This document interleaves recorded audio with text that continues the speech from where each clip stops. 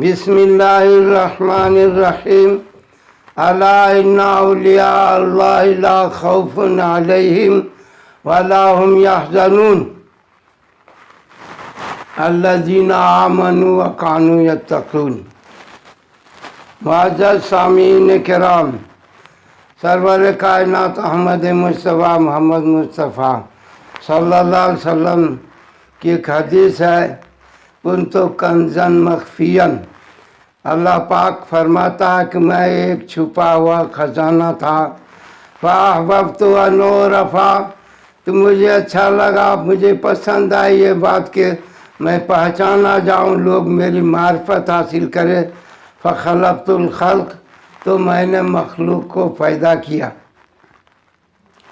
اور دوسری حدیث میں ہے کہ خلق خلقتاً فی ظلمۃ، کہ ان مخلوق کو تاریکی میں پیدا کیا، فالقی علیہ من نورہ، اور اس پر اپنے نور کو ڈالا۔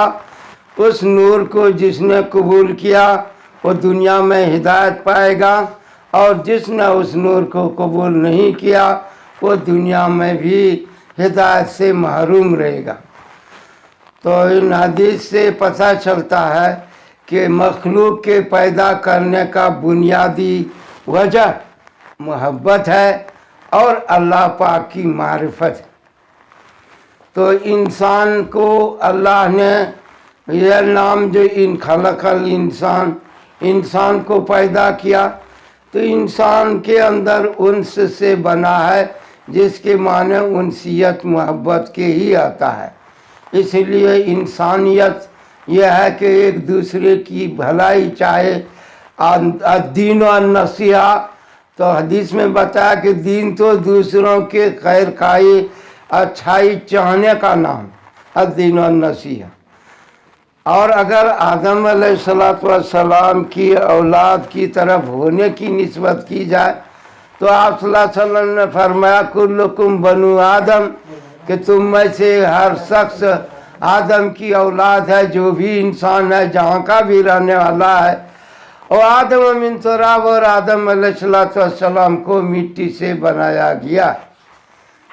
تو میرے بھائی اور محترم بزرگوں، یہ جو میں نے آیت آپ کے سامنے تلاوت کیا ہے، الا ان اولیاء اللہ، اللہ کے ولی، لا خوف علیہم، خوف کا مطلب برے انجام کا، اور خوف اس بات کا کہ ہمیشہ ہمیشہ ناکام ہو جائیں گے، اس خوف سے اللہ اس شخص کو بچا لے گا جو اللہ کی محبت میں اللہ پر یقین رکھتا ہے اور اللہ سے تقوی اختیار کرتا ہے۔ اسی طریقے سے پچھلے کا غم ستاتا ہے کہ پتہ نہیں اب اس کا انجام کیا بھگتنا پڑے گا، تو جس کو اللہ سے تعلق معلّہ پیدا ہو جاتا ہے تو اس بنیاد پر اسے اطمینان ہوتا ہے کہ انشاءاللہ ہمارے سارے خطاؤں کو معاف فرمائے گا اور مجھ پہ رحم فرمائے گا۔ تو اس طرح سے خوف اور غم سے نجات دیتا ہے۔ ان سب کا بنیادی کام جہاں سے یہ ہوگا، اس مقام پہ جائے گا، اس کے لیے الذین آمنوا، جس کا ایمان کامل ہو چکا ہے، الذین آمنوا وکانوا یتقون، اور اللہ کا تقوی والا ہے، اللہ سے تقوی اختیار کیے ہوا ہے، تو اسے یہ دولت ملے گی کہ آئندہ کے خوف سے امن ہوگا اور پچھلے کا غم اس سے دور کر دیا جائے گا۔ تو میرے بھائی اور محترم بزرگوں، ولی کس کو کہتے ہیں؟ آیت الکرسی کے اندر جو ہے آگے اللہ، پہلے تو آیت الکرسی میں اپنا تعارف کرا، اللہ کا تعارف کرا گیا، اور اس کے بعد دوسری آیت میں الذین، اس پہلی آیت میں تو آیت الکرسی میں اللہ لا الہ الا هو الحی القیوم لا تأخذہ سنۃ ولا نوم لہ ما فی السماوات وما فی الارض من ذا الذی یشفع عنده الا بإذنہ یعلم ما بین ایدیہم وما خلفہم ولا یحیطون بشیء من علمہ الا بما شاء وسع کرسیہ السماوات والارض ولا یئودہ حفظہما وہو العلی العظیم۔ اور آگے بتا رہے ہیں اللہ ولی الذین آمنوا، جو ایمان والا ہے اللہ اس کا دوست ہے۔ کیا فائدہ ملے گا دوستی میں؟ یخرجہم من الظلمات الی النور، اس کو تاریکیوں سے نکال کر نور میں ڈال دیں گی۔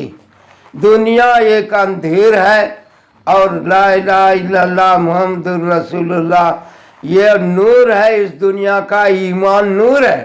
اس سے پتہ چلتا ہے کہ یہ دنیا میں انسان ہمیشہ رہنے کے لیے نہیں آیا ہے، دنیا ایک گزرگاہ ہے، قیام گاہ نہیں ہے، اور ہمیشہ رہنے کی جو جگہ ہے وہ آخرت کا مقام ہے، جو جنت اور جہنم کی شکل میں آخر میں ہوگا۔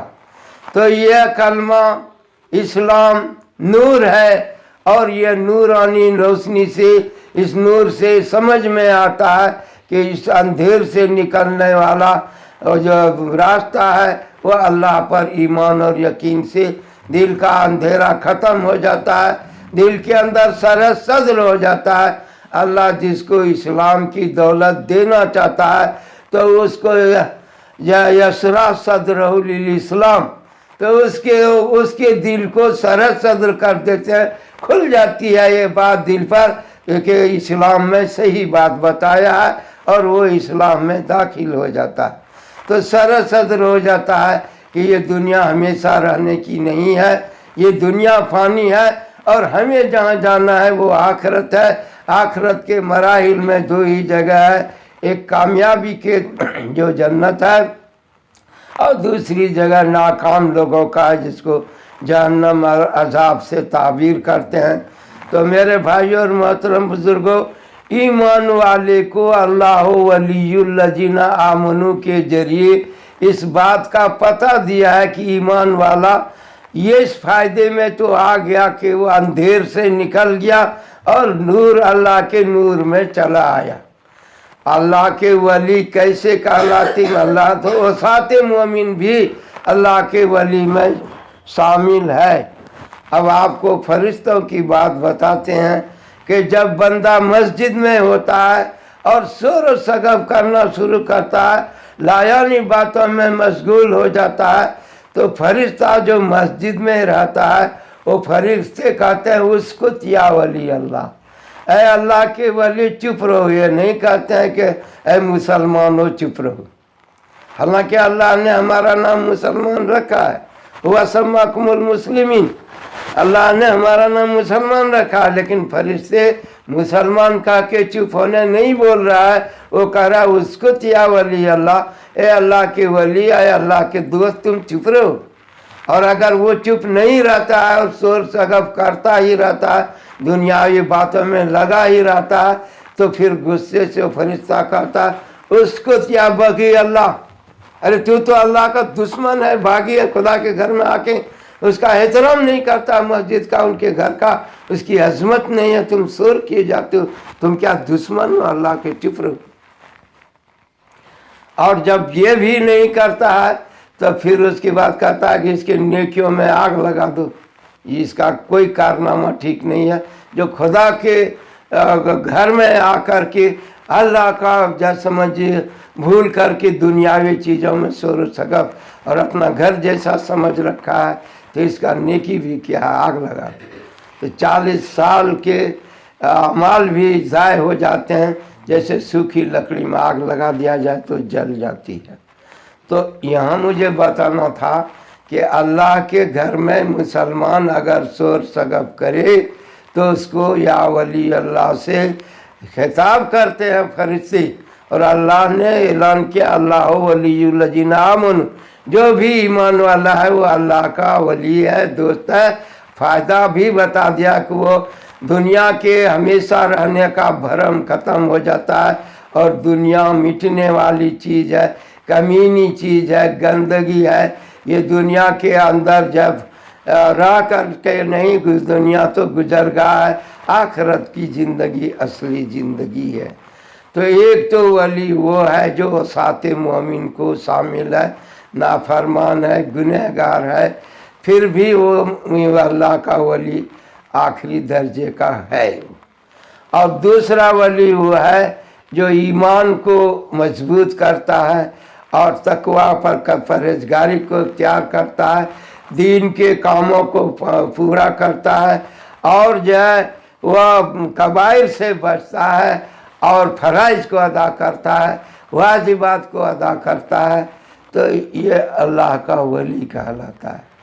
اور اگر اس سے بھی آگے سنن و مستحبات کی پابندی کرتا ہے، آداب کی رعایت کرتا ہے، دنیا کی محبت دل سے نکلی ہوئی ہے، تو ایک ولی وہ بھی ہے جس کے بارے میں بتایا حسنات الابرار سیئات المقربین، کہ عام لوگوں کی جو نیکیاں ہیں وہ مقرب بندوں کے نظر میں وہ بھی گناہ جیسا معلوم ہوتا ہے، محسوس کرتا ہے۔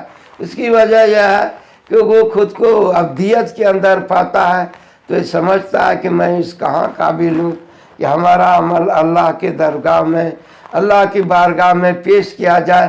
ہم لوگ نقائص سے بھرا ہوا ہے، اور اللہ پاک ہے، بے عیب ہے، قدرت والا ہے، اس کی تمام صفات، ذات سے وہ صفات سامنے ہونے کی وجہ سے اپنے اعمال کو ناکارہ سمجھتا ہے، اور اپنے علم کو بھی کچھ نہیں سمجھتا۔ اس لیے کہ قرآن میں تو تعارف کرایا وَلَا يُحِيطُونَ بِشَيْءٍ مِّنْ عِلْمِهِ، خدا کے علم میں سے کچھ بھی آپ اپنے احاطے یادداشت میں قبضے میں نہیں لا سکتے ہیں، اِلَّا بِمَا شَاءَ، اللہ جتنا سا چاہے گا اتنا ہی علم آپ کے پاس رہ سکتا ہے۔ تو پتہ چلا کہ یہ علم بھی جو کچھ ہے وہ اللہ کے چاہنے کے مطابق اتنا ہی ہے جتنا اللہ چاہتا ہے، اس سے زیادہ کوئی حاصل نہیں کر سکتا۔ تو ہمارے علم پر اللہ کا کنٹرول ہے، اور اللہ جتنا علم چاہے اتنا ہی بندے کے پاس رہ سکتا ہے، اس سے زیادہ نہیں رہے گا۔